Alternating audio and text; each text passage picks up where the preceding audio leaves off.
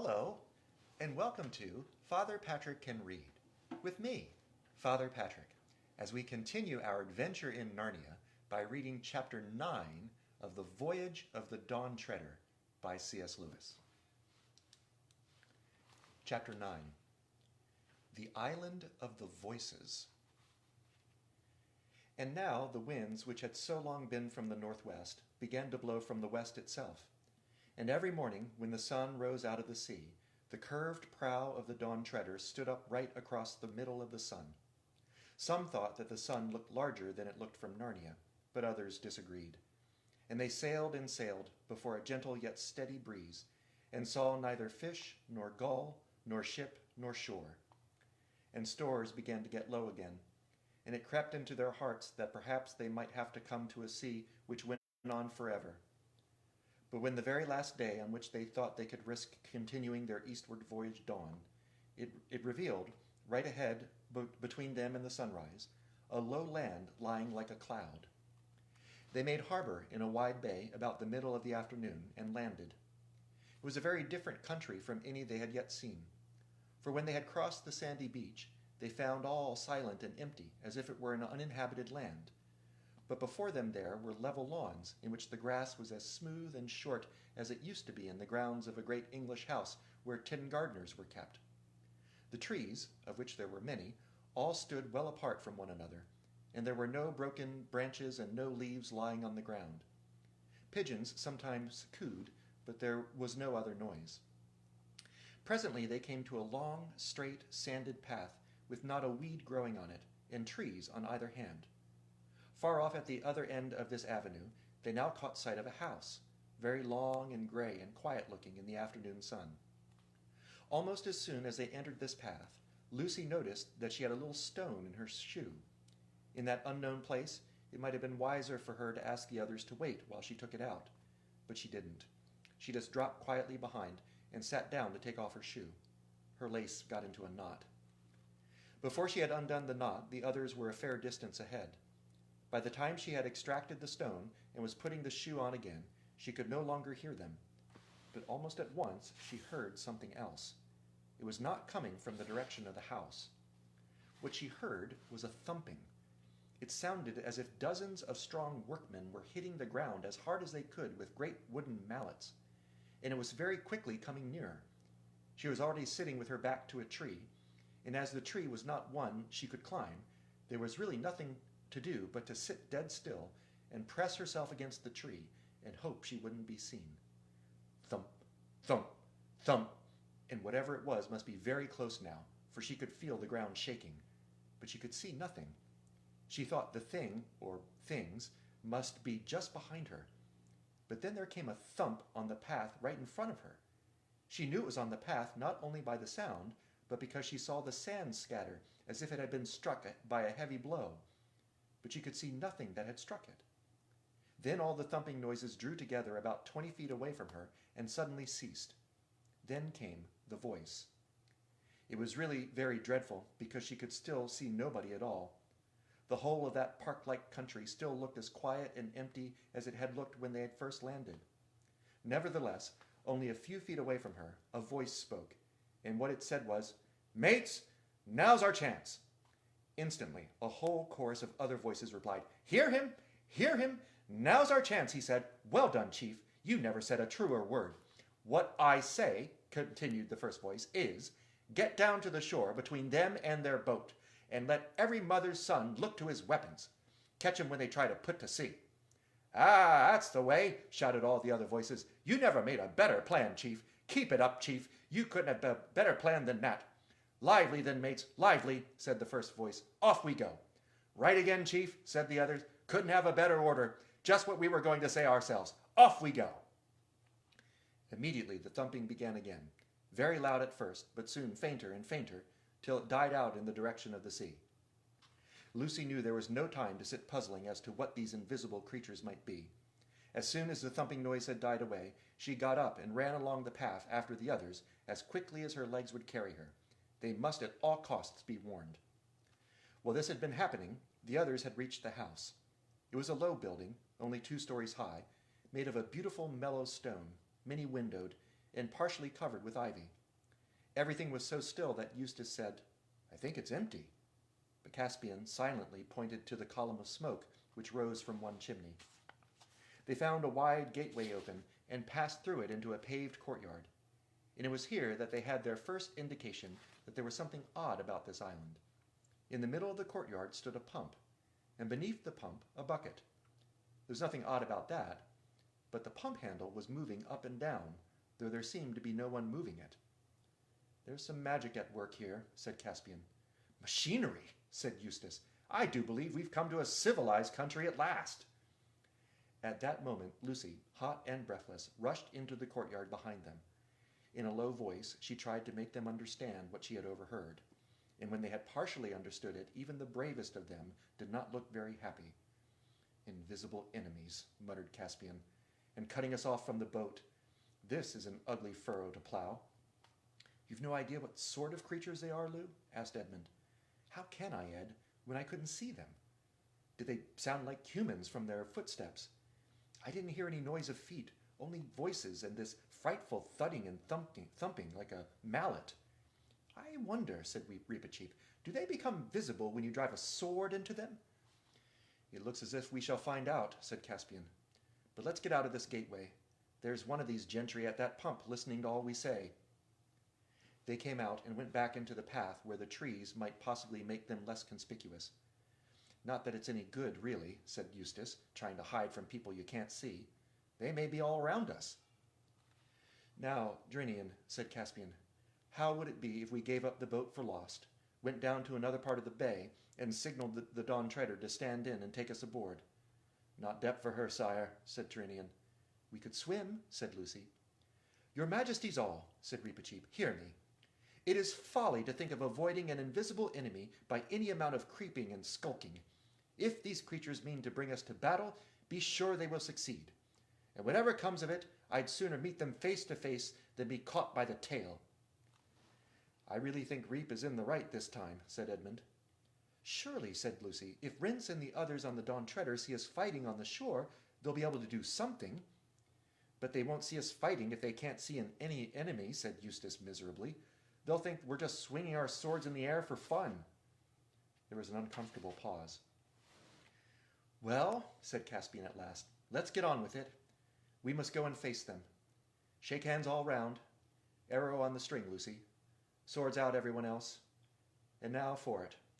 Perhaps they'll parley." It was strange to see the lawns and the great trees looking so peaceful as they marched back to the beach.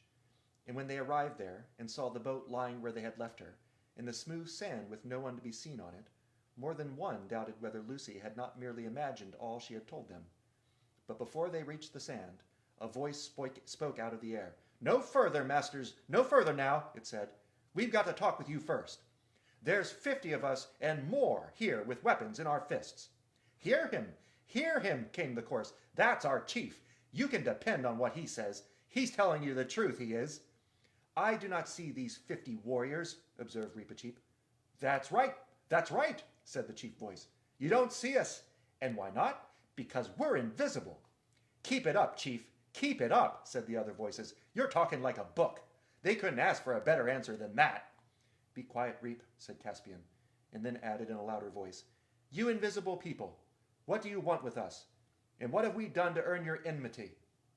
"We want something that little girl can do for us," said the chief voice. The others explained that this was just what they would have said themselves. "Little girl," said Reepicheep. "The lady is a queen." "We don't know about queens," said the chief voice. "No more we do," chimed in the others. "But we want something she can do." "What is it?" said Lucy. "And if it isn't anything against Her Majesty's honor or safety," added Reepicheep, "you will wonder to see how many we can kill before we die." "Well," said the chief voice, "it's a long story. Suppose we all sit down." The proposal was warmly approved by the other voices, but the Narnians remained standing.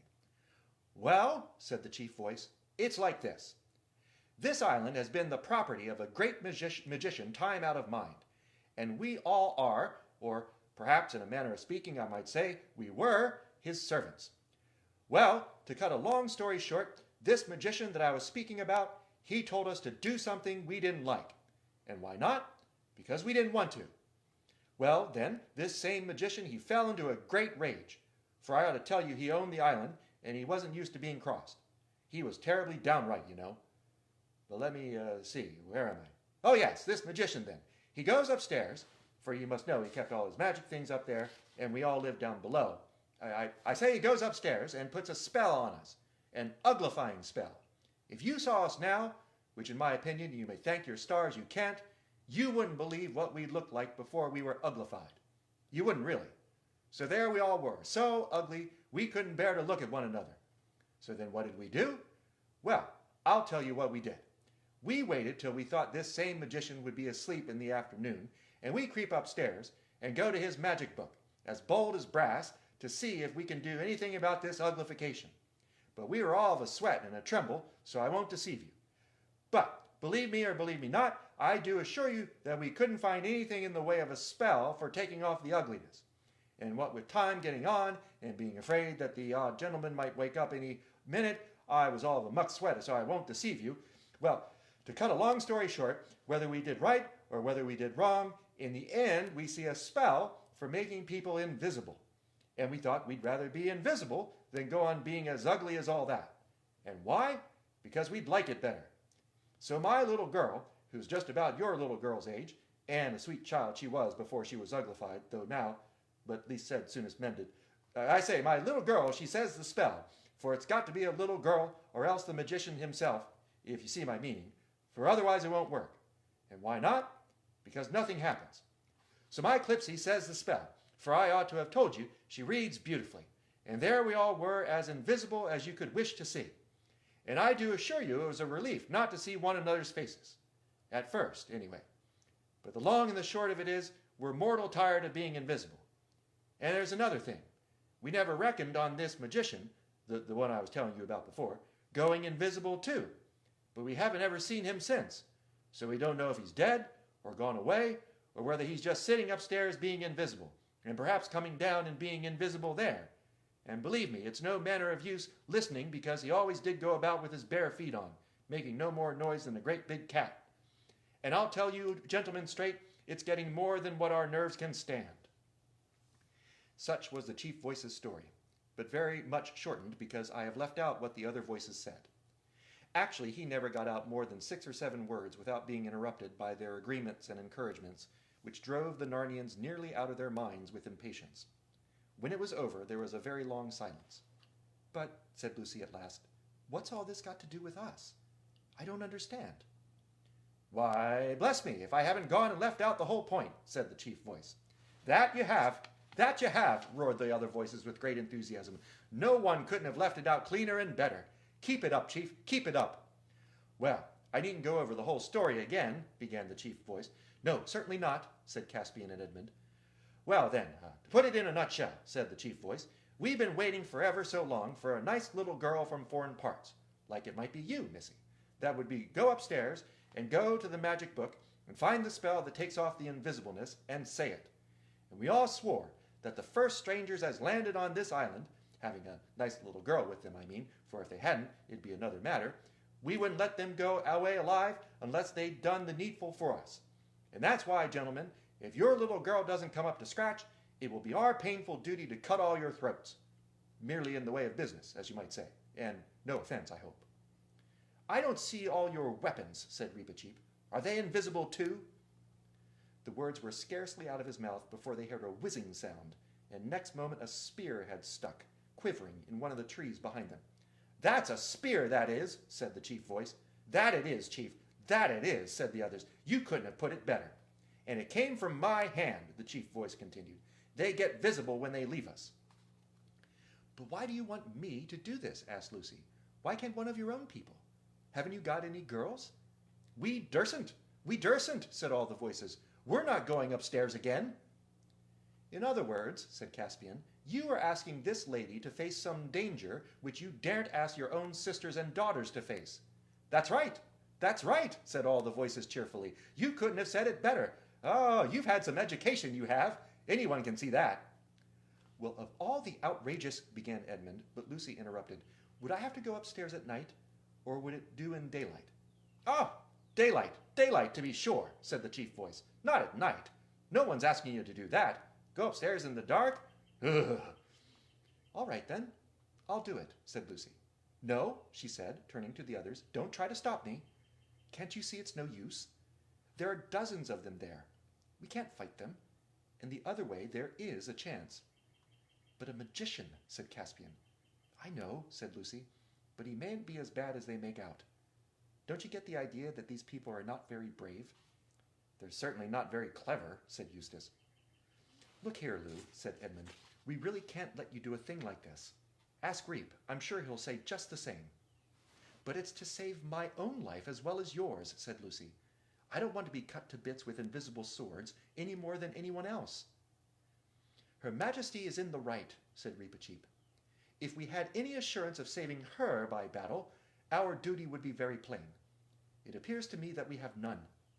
And the service they ask of her is in no way contrary to her Majesty's honor, but a noble and heroical act. If the Queen's heart moves her to risk the magician, I will not speak against it. As no one had ever known Reepicheep to be afraid of anything, he could say this without feeling at all awkward. But the boys, who had all been afraid quite often, grew very red. Nonetheless, it was such obvious sense that they had to give in. Loud cheers broke from the invisible people when their decision was announced, and the chief voice, warmly supported by all the others, invited the Narnians to come to supper and spend the night. Eustace didn't want to accept, but Lucy said, I'm sure they're not treacherous. They're not like that at all. And the others agreed. And so, accompanied by an enormous noise of thumpings, which became louder when they reached the flagged and echoing courtyard, they all went back to the house.